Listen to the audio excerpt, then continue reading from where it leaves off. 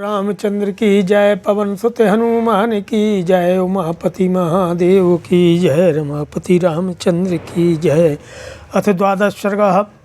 सुंदरकांड के 12वें सर्ग में सीता के मरण की आशंका से हनुमान जी का शिथिल होना, फिर उत्साह का आश्रय लेकर अन्य स्थानों में उनकी खोज करना और कहीं भी पता न लगने से पुनः उनका चिंतित होना।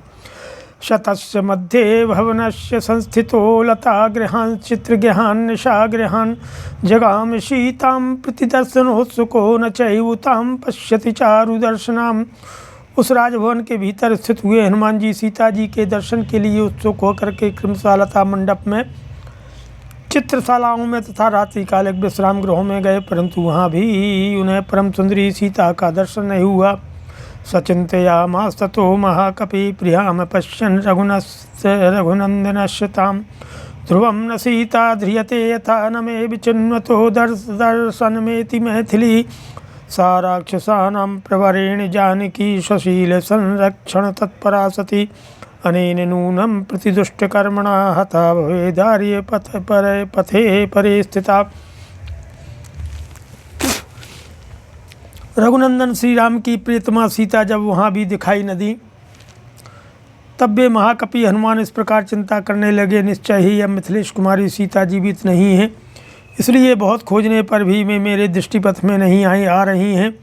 सती साध्वी सीता उत्तम आर्य मार्ग पर स्थित रहने वाली थीं, वे अपने शील और सदाचार की रक्षा में तत्पर रही हैं, इसलिए निश्चय ही इस दुराचारी राक्षस राज ने उन्हें मार डाला होगा।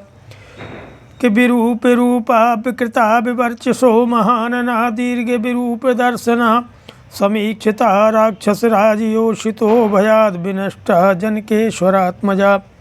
राक्षस राज रावण के यहाँ जो दास कर्म करने वाली राक्षसियाँ हैं, उनके रूप बड़े बेडौल हैं, वे बड़ी विकट और विकराल हैं, उनकी कांति भी भयंकर है, उनके मुँह विशाल और आँखें भी बड़ी बड़ी भयानक हैं। उन सबको देखकर जनक राजनंदिनी ने भय के मारे प्राण त्याग दिए होंगे। सीतां दृष्ट्वा ह्यनपाप्य पौरुषं बृहत्य कालं सहबानरैश्चिरं न मेऽस्ति सुग्रीव समीपे गतिः श्रुतिक्षणदण्डो बलवान् शिवानरः दृष्टमन्तः पुरं सर्वं दृष्टा रावणयोषिताः न सीता दृश्यते साध्वी वृथा जातो मम श्रमः। सीता का दर्शन न होने से मुझे अपने पुरुषार्थ का फल नहीं प्राप्त हो सका। इधर वानरों के साथ सुदीर्घ काल तक इधर उधर भ्रमण करके मैंने लौटने की अवधि भी बिता दी है। अतः मेरा सुग्रीव के पास जाने का भी मार्ग बंद हो गया, क्योंकि वह वानर बड़ा बलवान अत्यंत कठोर दंड देने वाला है।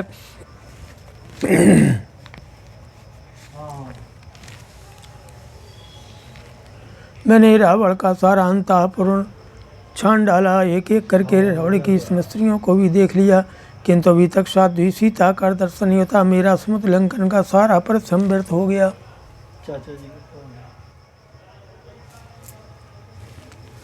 ओम किं नु मां वानरा सर्वे गतं वक्ष्यन्ति संगता गत्वा तत्र त्वयाभिः किं कृतं तद्वदश्वनः।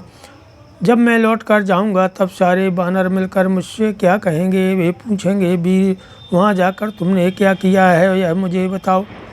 अदृष्ट्वा किं प्रवक्ष्यामि ताम्यहं जनकात्मजां ध्रुवं प्रायमुपासित्य कालस्य प्रतिवर्तने। किंतु जनक नंदिनी सीता को न देखकर मैं उन्हें क्या उत्तर दूंगा।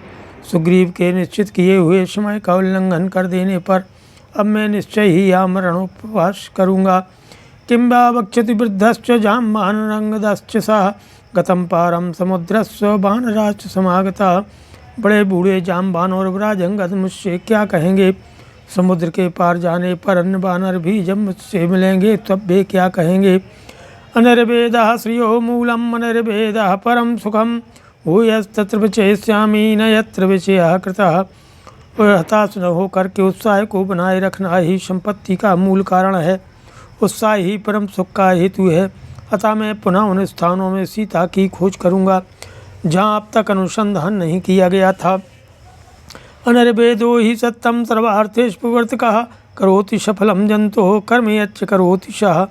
उत्साह ही प्राणियों को सर्वदा सब प्रकार के कर्मों में प्रवृत्त करता है और वही उन्हें वे जो कुछ करते हैं उस कार्य में सफलता प्रदान करता है। तस्मादनिर्वेदकरं यत्नं चेष्टेऽहमुत्तमं दृष्टांश्च विचेष्यामि देशान् रावणपालितान् आपानशाला विचितास्तथा पुष्पगृहाणि च चित्रशालासु विचिताः भूयः क्रीडागृहाणि च निष्कुष्टान्तररथ्याश्च विमानानि च सर्वशः इति संचिन्त्य भूयोऽपि विचेतुमुपि चक्रमे। इसलिए अब मैं और भी उत्तम एवं उत्साहपूर्वक प्रयत्न के लिए चेष्टा करूँगा। रावण के द्वारा सुरक्षित जिन स्थानों को अब तक नहीं देखा था उनमें भी पता लगाऊंगा। अपानशाला, पुष्पगृह, चित्रशाला, क्रीड़ागृह, गृह उद्यान की गलियां और पुष्पक आदि विमान, इन सबको तो मैंने चंपा चप्पा देख डाला। यह सोचकर उन्होंने पुनः खोजना आरंभ किया। भूमि गृहान चैत्य गृहान गृहाति ग्रह कानपि उत्पतन्नपतश्चापि तिष्ठन गच्छन पुनः कुचित। वे भूमि के भीतर बने हुए घरों में, चौराहों पर बने हुए मंडपों में तथा घरों को लांघकर उनसे थोड़े ही दूर पर बने हुए विलास भवनों में सीता की खोज करने लगे। वे किसी घर के ऊपर चढ़ जाते, किसी से नीचे कूद पड़ते, कहीं ठहर जाते और किसी को चलते चलते ही देख लेते थे। अपवृणवंश द्वाराणि कपाटान्यवघट्यनो प्रविशन्निस्पतंश्चापि प्रपतन्नोत्पतन्नवो। घरों के दरवाज़ों को खोल देते, कहीं किवाड़ें भड़का देते, किसी के भीतर घुसकर देखते और फिर निकल आते थे। वे गिरते पड़ते उछलते हुए से सर्वत्र खोज करने लगे। समप्यवावकाशं स विचचार महाकपि चतुरंगुलमात्रोऽपि नावकाशः विद्यते रावणान्तः करे पुरे तस्मिन् स्वयं कपिर्न जगामशः। उन महाकपि ने वहाँ के सभी स्थानों में विचरण किया। रावण के अंतःपुर में कोई 4 अंगुल का भी ऐसा स्थान नहीं रह गया जहाँ कपिवर हनुमान जी न पहुँचे हों। प्राकारांतरवीथ्यश्च भेदिकाश्चैत्य संश्रयः स्वभ्राश्च पुष्करिण्यश्च सर्वं तेन अवलोकितम्। उन्होंने परकोटे के भीतर की गलियाँ, चौराहे के वृक्षों के नीचे बनी हुई वेदियाँ, गड्ढे और पोखरियाँ सबको छान डाला। राक्षस्यो विविधाकारा विरूपा विकृतास्तथा दृष्टा हनुमता तत्र न तु सा जनकात्मजा। हनुमान जी ने जगह जगह नाना प्रकार के आकार वाली कुरूप और विकट राक्षसियाँ देखीं, किंतु वहाँ उन्हें जानकी जी का दर्शन नहीं हुआ।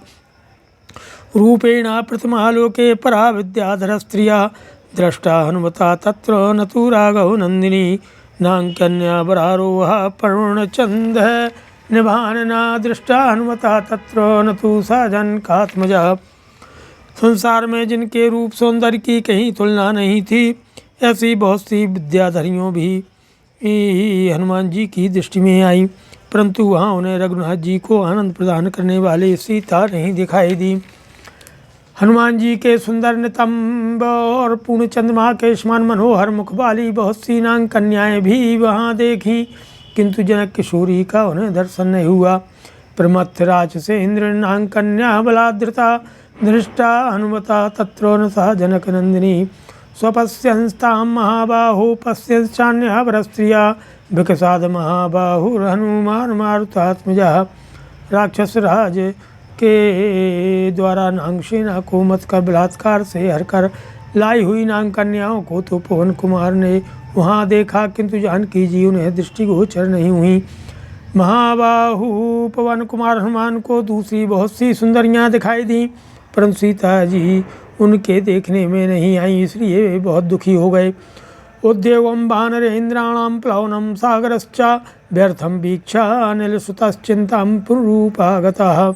अवतीर्य भवानाच्च हनुमान मारुतात्मजः चिंतामुपजकामाथ शोकोपहत चेतनः। उन वानरश्रोमणी वीरों के उद्योग और अपने द्वारा किए गए समुद्र लंघन को व्यर्थ हुआ देख करके पवनपुत्र हनुमान वहाँ पुनः बड़ी भारी चिंता में पड़ गए। उस समय वायुनंदन हनुमान विमान से नीचे उतर आए और बड़ी चिंता करने लगे। शोक से उनकी चेतना शक्ति शिथिल हो गई। श्रीमद् रामायणे वाल्मीकि आदि काव्य सुंदरकांड द्वादश सर्गः। सियावर रामचंद्र की जय, पवन सुत हनुमान की जय, उमापति महादेव की जय। जय सीताराम।